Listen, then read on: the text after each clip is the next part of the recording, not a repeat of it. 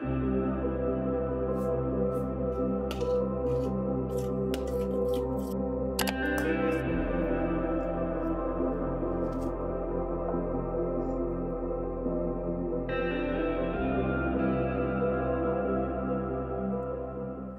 me suis préparé mon petit déjeuner. Pour le petit-déj, je mange du porridge avec des flocons d'avoine. Je pense que si vous regardez mes vidéos depuis longtemps, vous savez que j'aime bien manger du porridge, surtout l'hiver quand il fait froid. Et là, regardez-moi cette folie.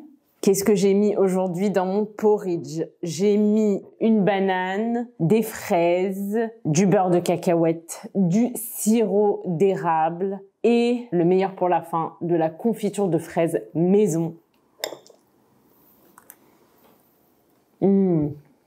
C'est une tuerie.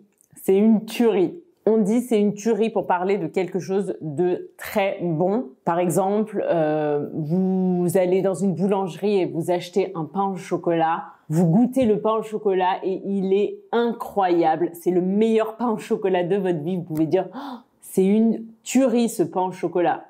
On peut aussi l'utiliser dans d'autres cas qui ne sont pas liés à la nourriture. Par exemple, vous allez au cinéma et vous voyez un très bon film. Vous pouvez dire après, c'était une tuerie ce film. C'était génial, c'était incroyable, c'était le meilleur film que j'ai vu. C'était une tuerie.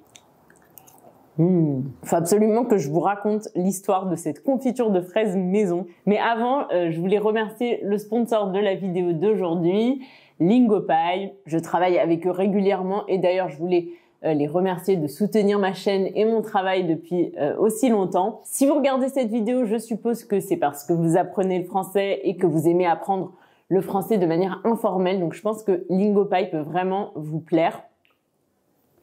Je finis ma bouchée parce qu'on ne parle pas la bouche pleine. Lingopie, c'est une plateforme qui vous permet d'apprendre le français et d'autres langues. Vous avez aussi l'espagnol, le portugais, le coréen, le japonais, l'italien. Enfin, vous avez plein de langues disponibles. Et vous pouvez apprendre ces langues avec des contenus intéressants, donc surtout des séries télé, des films, des documentaires. En fait, avec Lingopie, vous avez accès à des sous-titres interactifs. Vous pouvez mettre 2 sous-titres en même temps, par exemple. Et s'il y a un mot que vous comprenez pas dans les sous-titres, vous pouvez cliquer sur ce mot et voir la traduction. Et ensuite, ce mot va s'ajouter automatiquement à votre liste de flashcards. Et ce qui est vraiment génial, c'est que, en fait, vous avez le mot avec l'extrait vidéo dans laquelle le mot est dit. Et c'est quelque chose que je vous répète tout le temps, c'est d'apprendre les mots de vocabulaire en contexte. Je vous conseille pas d'apprendre un mot tout seul. Je vous conseille toujours d'apprendre le mot dans une phrase, dans son contexte. Donc ici, c'est fait automatiquement. Dès que vous cliquez sur un mot, ça va s'ajouter à votre liste de flashcards. Et ensuite, vous aurez également des quiz pour revoir vos nouveaux mots de vocabulaire. Également, si vous avez un compte Netflix, vous pouvez utiliser les fonctionnalités Lingopie avec les séries Netflix. Et un autre truc qui est vraiment super cool, c'est qu'ils ont un onglet musique. Donc, vous allez pouvoir utiliser les fonctionnalités Lingopie avec les paroles des chansons. Et vous avez des playlists aussi, donc ça va vous permettre peut-être de découvrir de nouveaux artistes. Donc, si vous avez envie de tester Lingopie, vous avez un essai gratuit de 7 jours et vous avez 70% sur l'abonnement annuel en cliquant sur le lien en barre d'infos. Encore un grand merci à Lingopie de sponsoriser cette vidéo. Je finis mon petit déjeuner et ensuite je vous raconte l'histoire de cette confiture de fraises. À tout de suite. J'ai rien dans les dents. C'est bon. Je vous ai dit que je voulais vous raconter l'histoire de cette confiture de fraises que j'ai préparée. Cette confiture de fraises faite maison. En ce moment, avec Doron, on a une passion.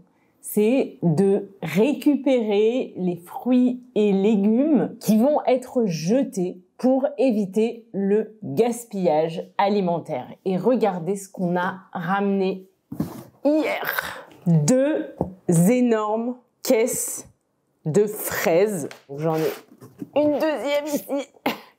Ce sont des fraises qui allaient être jetées.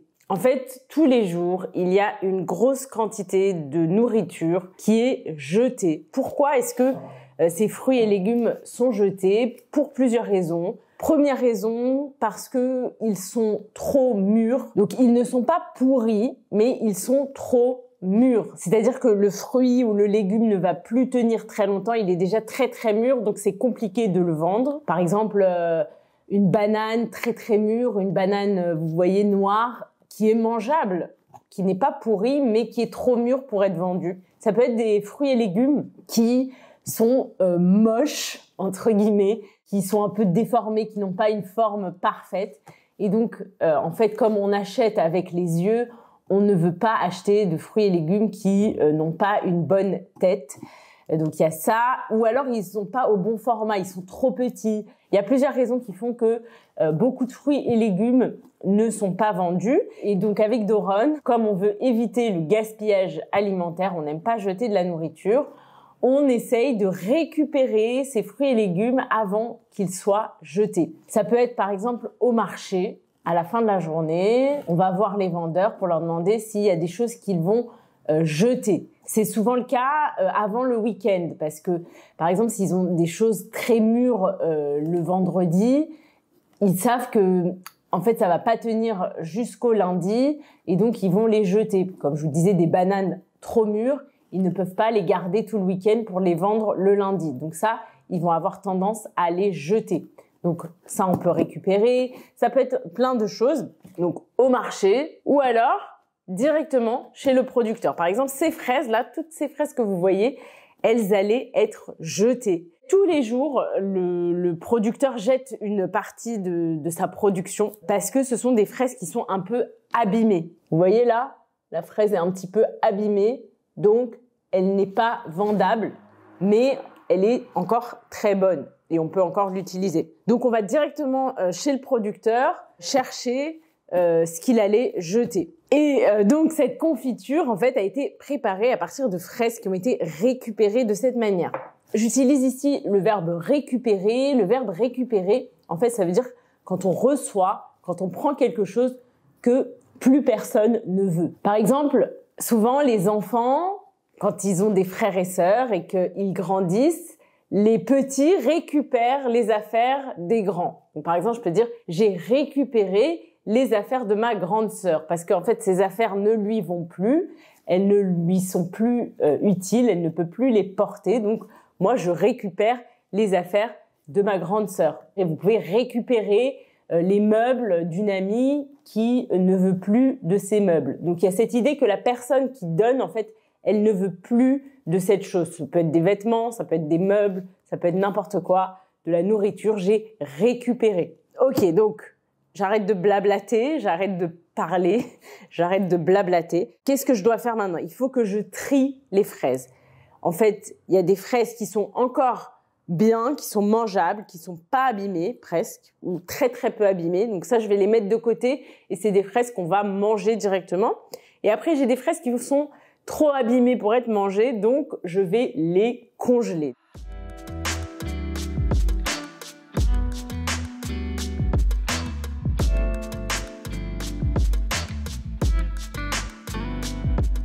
J'ai fini avec la première caisse. Il n'y a pas beaucoup de fraises dans cette caisse qui sont mangeables directement. J'en ai pris que 3. Ça, c'est tout ce que j'ai pu récupérer. Et là, malheureusement, il y a quand même une partie qui n'est pas mangeable, qui est pourrie. Il y a du moisi dessus, donc faut pas exagérer non plus. Ça, on va pas pouvoir le garder, malheureusement. Je m'occuperai de la deuxième caisse après. Maintenant, ce que je vais faire, c'est que je vais prendre les fraises qui sont abîmées et je vais couper la partie qui est abîmée et je vais en fait congeler ça dans des boîtes.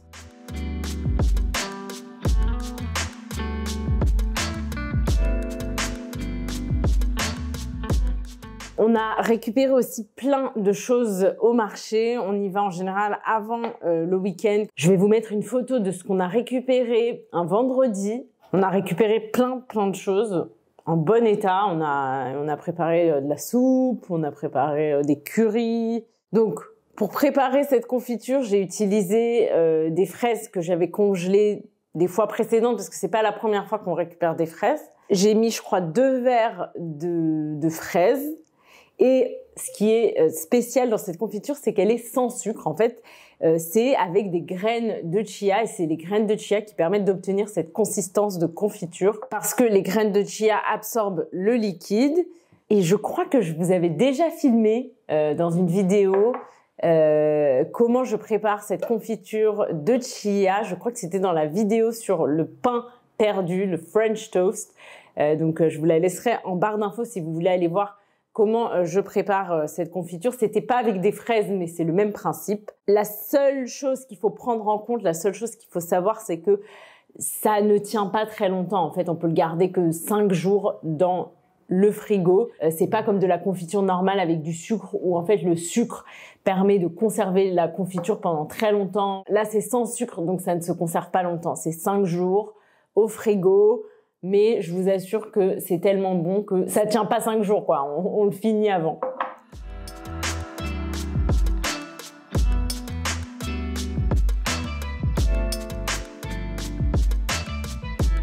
Two hours later. J'ai enfin fini. Voilà tout ce que j'ai réussi à récupérer. Ces 3 boîtes vont aller au congélateur. Et ça, ce sont les fraises qui sont encore en bon état. Donc, je vais les mettre au frigo. Ça m'a pris beaucoup de temps quand même. Hein. Je pense au moins 1 heure. Mais j'ai fini. Je vais mettre les boîtes au congélo. Et ensuite, j'aimerais bien sortir dehors. Ça fait 10 jours qu'on a un temps pourri ici à Tel Aviv. Ça fait 10 jours qu'il fait très mauvais temps, qu'il pleut, qu'il fait froid. Il fait un temps pourri. Et là, enfin, aujourd'hui, il fait beau. Donc, je vais en profiter pour sortir. Avec ma chienne, on va aller faire un petit tour dehors.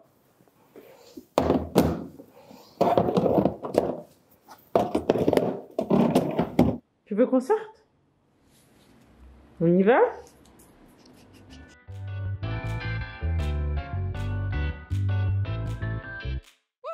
Je me saute pas dessus.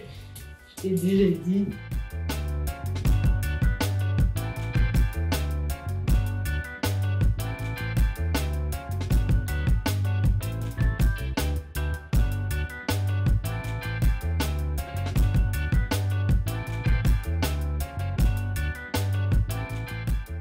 On s'est bien promené. Je viens de passer 20 minutes au téléphone avec ma sœur Inès. Ça faisait longtemps qu'on s'était pas parlé. Donc on s'est donné des nouvelles. Et maintenant, il faut vraiment que je me mette à travailler sérieusement.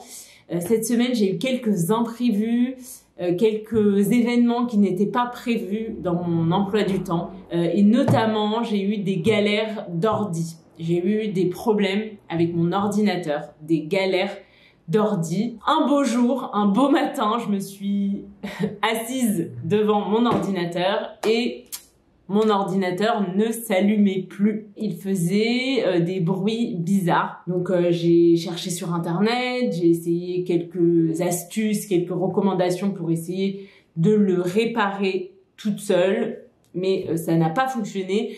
Donc j'ai dû amener mon ordinateur chez un technicien pour le faire marcher à nouveau, le faire fonctionner à nouveau, donc le réparer. Et donc j'ai pas pu travailler pendant 2 jours parce que ça a pris 1 jour et demi, on va dire, pour réparer l'ordinateur. Heureusement, il a réussi à le réparer parce que j'ai quand même un peu flippé.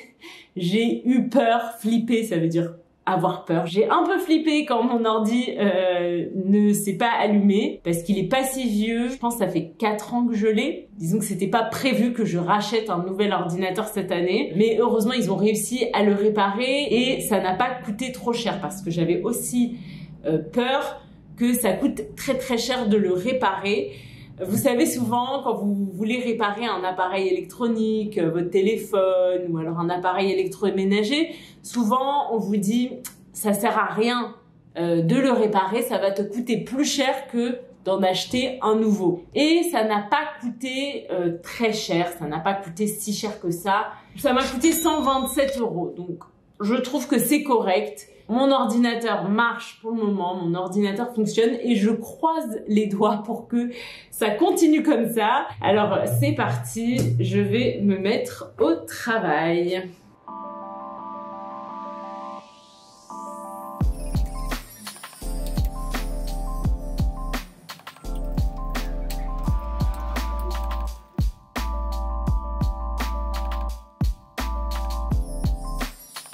Oh là là, je suis désolée, il y a du bruit dans la rue, il y a un camion qui essaye de passer, donc je suis vraiment désolée pour le bruit.